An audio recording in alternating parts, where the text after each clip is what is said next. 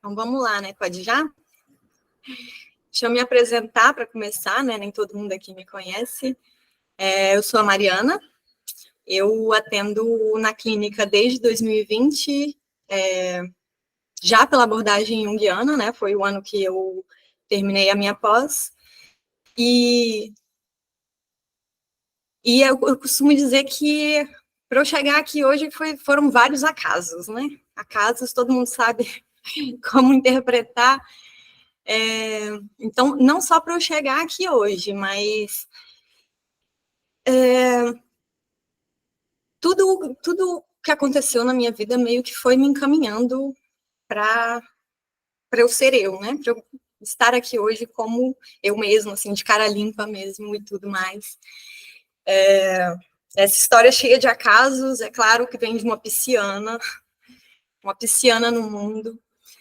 E até o meu primeiro contato com Jung foi um desses acasos, né? Eu escolhi a ACP como estágio na faculdade, o primeiro estágio.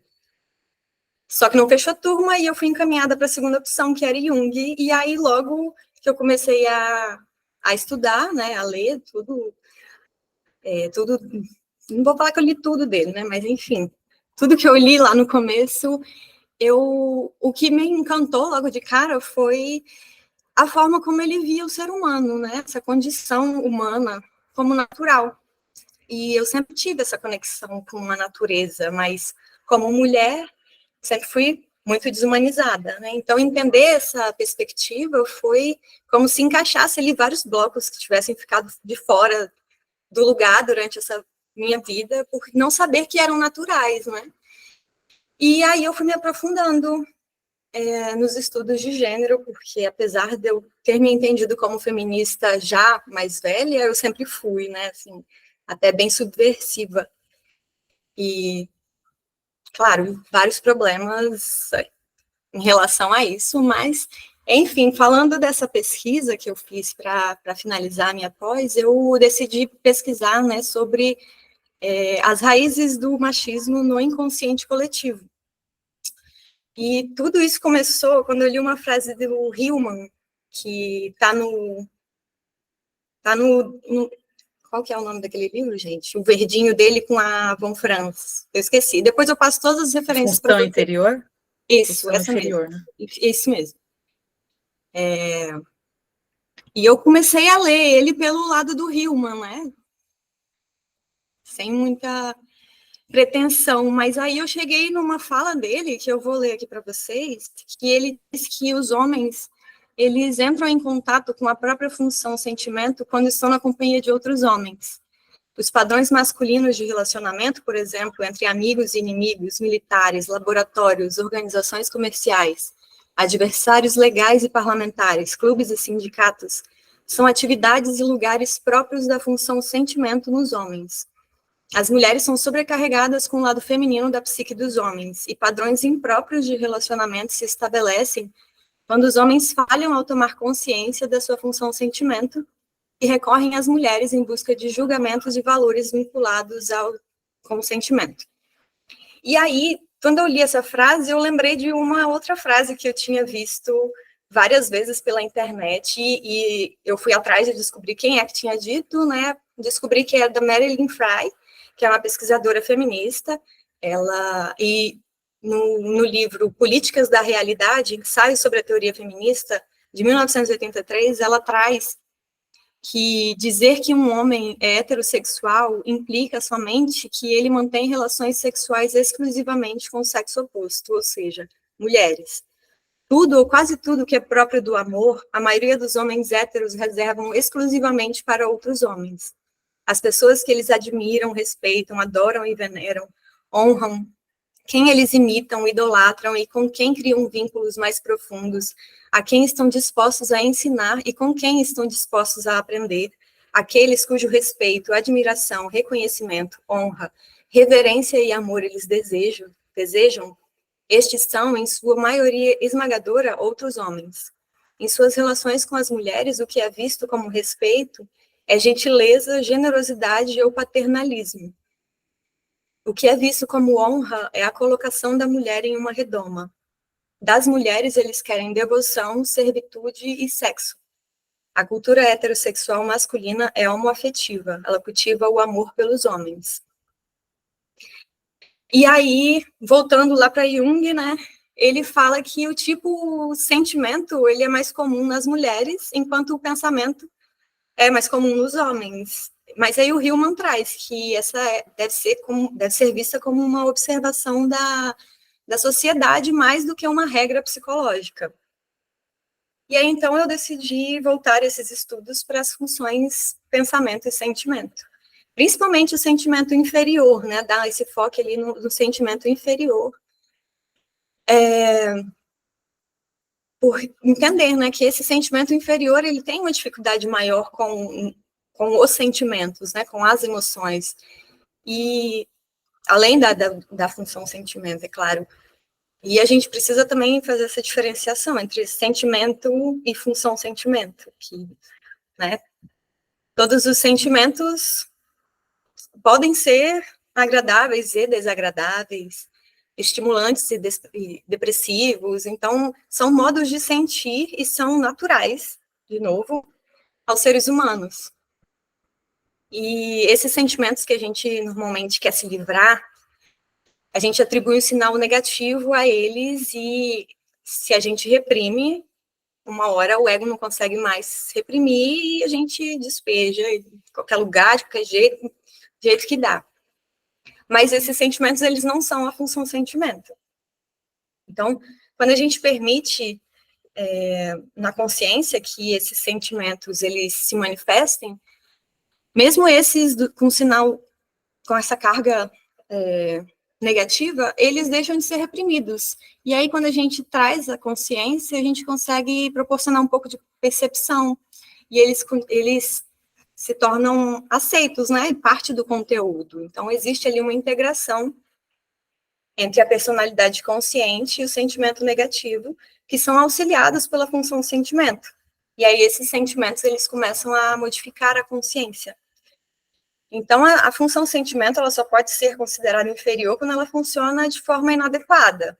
E aí, o desenvolvimento desses sentimentos negativos, como ódio, arrogância, é particularmente importante para o desenvolvimento do sentimento, porque eles exigem da gente muita paciência, muita coragem, muita tolerância para conviver com esses sentimentos, né, os sentimentos negativos. E aí saber se relacionar com esses conteúdos da consciência, ele é um sinal de sentimento superior. Porque sem aceitar, aí aqui trazer uma outra frase do Hillman, né, que mesmo sem aceitar, a gente precisa reconhecer que na nossa civilização, seja como for, o sentimento ele é posto nas mãos do feminino, a fim de ser moldado. Razão pela qual é determinado de modo excessivo pelas mulheres. Primeiro as mães, depois as irmãs e tias, avós e professoras, bem como os amores de infância, exercem influência no desenvolvimento da função sentimento de homens e mulheres. Os valores de comportamento social e os julgamentos formados, da etiqueta à maldade, todos os quês e comos que devemos sentir, são dados pelas mulheres. E não causa nenhum espanto verificar que o complexo materno e o complexo de ânima são responsáveis por muitas desordens da função sentimento. Então, essa noção de trazer esses sentimentos para a consciência, trabalhar eles de forma consciente e arrumar ali um lugar apropriado para eles nessa consciência, porque eles merecem existir ali, porque são naturais da espécie humana, então por que rejeitar, né? Por que negar algo que é natural, que a gente vai sentir a vida inteira? A gente precisa aprender a lidar com isso, né? E enquanto nessa sociedade patriarcal, o que é exigido ali é o pensamento, é a lógica, é o concreto, o racional, a função sentimento ela tem ficado cada vez menos desenvolvida, né? A sensibilidade que vem com essa função sentimento vem ficando cada vez menos desenvolvida. Então, não tem espaço para a função sentimento no mercado de trabalho, não tem espaço nem nas escolas, até onde eu sei, né? Até onde eu me lembre.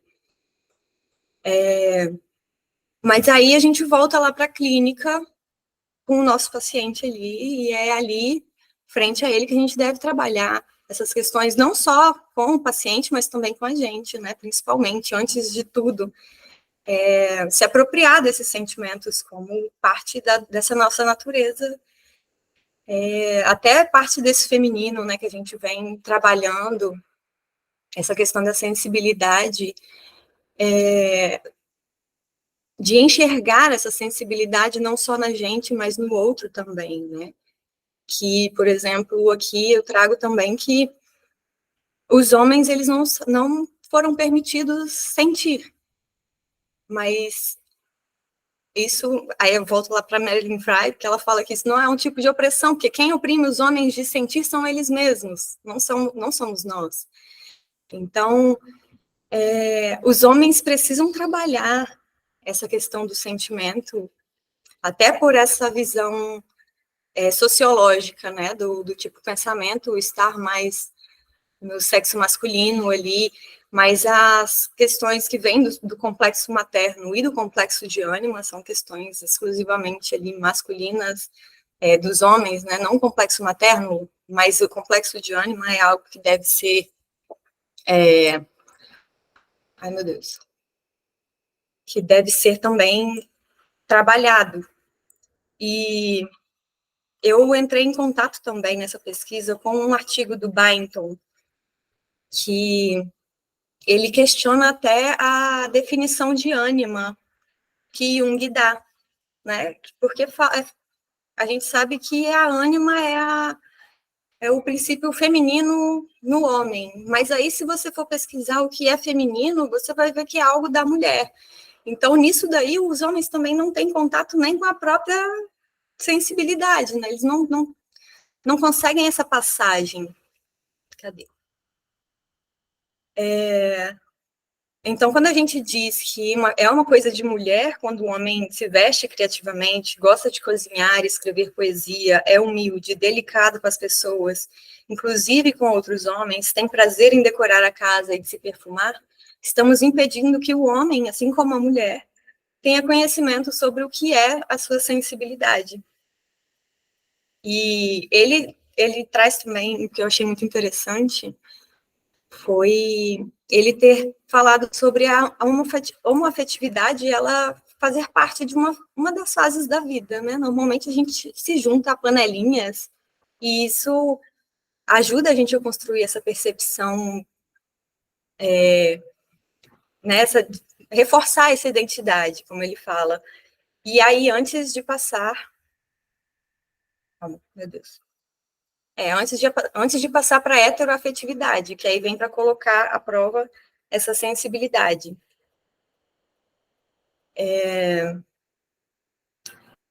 E aí, eu encontrei outros 2 artigos também que falam de perspectivas muito diferentes umas das outras, né? Então, tem esse aqui do Byington, que fala da função estruturante da sensibilidade na alma masculina. E tem um da Anna Lee Frank, que ela traz também, deixa eu, como que eu faço? Ai, meu Deus. Tá. Não sei o que eu fiz aqui no meu computador.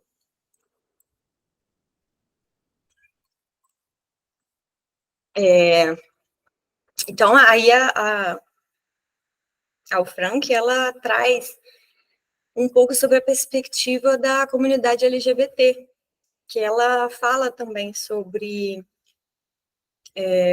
os papéis de gênero que são impostos a homens e mulheres, inclusive nessa comunidade, e ela inclui os homossexuais na perspectiva do masculino dominante e do feminino passivo, onde é homossexual o homem feminino e passivo, ou a mulher masculina e ativa. E ela fala bastante sobre a colonização, né, que aconteceu aqui, que foi muito agressiva, que serviu para... Ai, meu Deus. Ela fala como se desenvolveu essa sexualidade, né, por causa de toda a repressão que existiu desde os tempos da colonização, e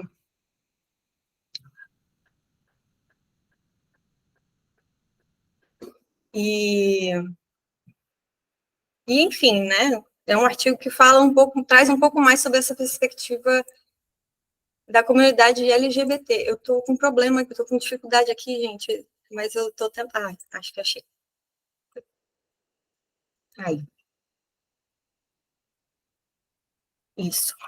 E aí, então, deixa eu me achar.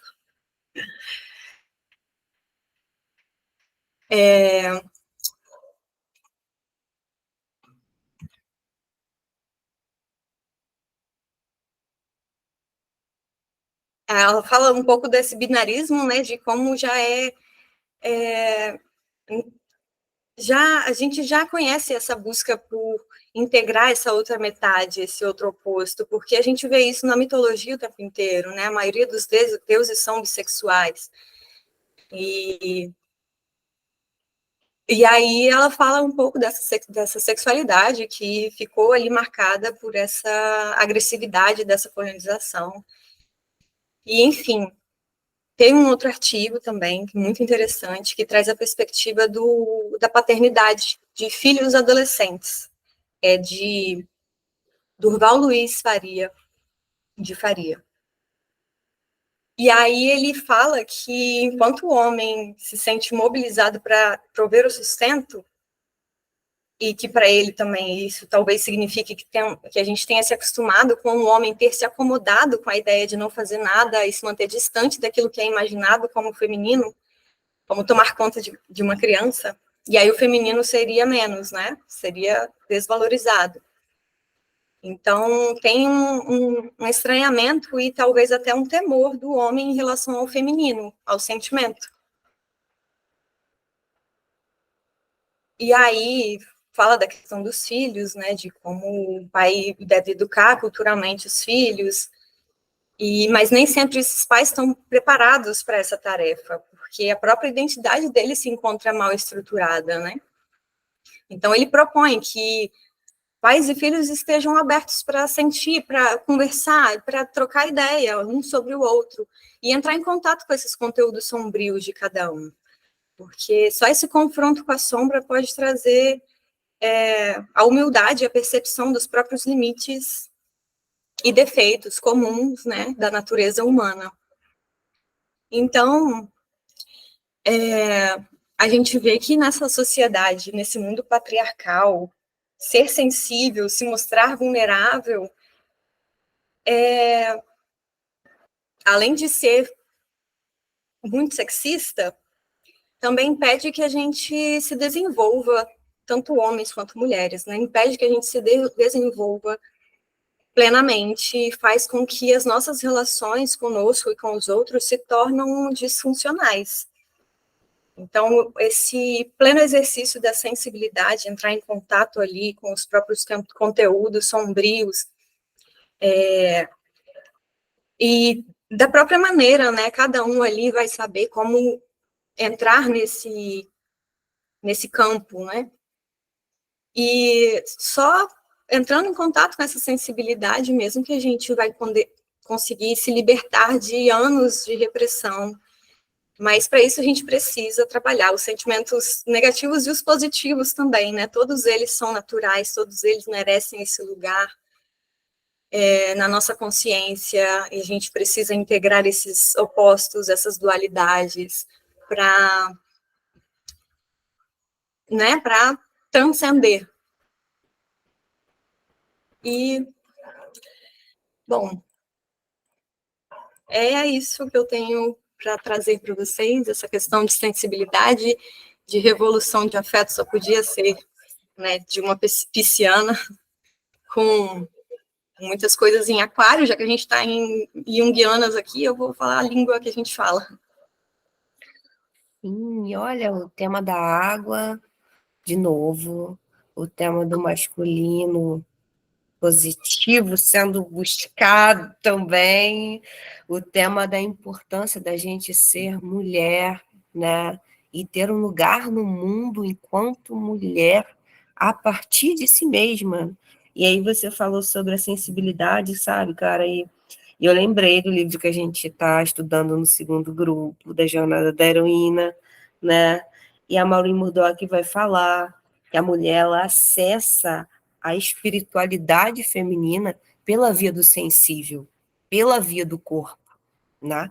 Porque a sensibilidade também é afeto, mas é corpo, porque não existe afetamento se você não, se você não estiver presente e ser capturada, né? Pelos sentidos mesmo, tato, olfato, paladar, visão, audição, né? E aí, William Blake vai falar, né? Que o corpo é a porção de alma percebida pelos 5 sentidos, né? Então, é por aí, né? E a gente encontra a arte como um caminho para a revolução também, né, Mari? Aí, acho que é isso. Quer falar mais alguma coisa? Senão a gente... Não, é isso. Eu acho que os dois assuntos, esse, né, essa pesquisa, tanto quanto a jornada da heroína, a gente tem trabalhado bem essas questões de sensibilidade mesmo, né, de se apropriar disso enquanto mulher para se humanizar mesmo, porque a gente passa a vida inteira sendo desumanizada, sendo tolhida de todas as arestas, todos os... Então, se apropriar dessa sensibilidade, entrar em contato ali com os próprios conteúdos, né, os próprios sentimentos, é uma forma da gente se humanizar de novo, né, nessa sociedade patriarcal, né, a gente precisa estar consciente, cada vez mais consciente dos próprios conteúdos. Olha a potência do que você trouxe agora, porque se humanizar através dos sentimentos, a Von Franz vai falar no livro Caminho dos Sonhos, que aquilo que nos torna humanos é a sombra. E o que você está trazendo, e o que a Janaína trouxe também anteriormente, é que o sentimento esteve à sombra da sociedade, na sociedade patriarcal, e que o pensamento estava na consciência. Então, o que a gente está propondo hoje aqui é um mergulho, uma inversão para entrar em contato com esse sentimento e para identificar ali a potência da gente ser humano, né? Trazendo daquilo que está na escuridão algo que possa nutrir a nossa vida, né? A sociedade, e acho que é por aí, né? Por aí a revolução. É por aí a revolução. Beleza, eu vou interromper a gravação então, e a gente vai seguir e abrir comentários.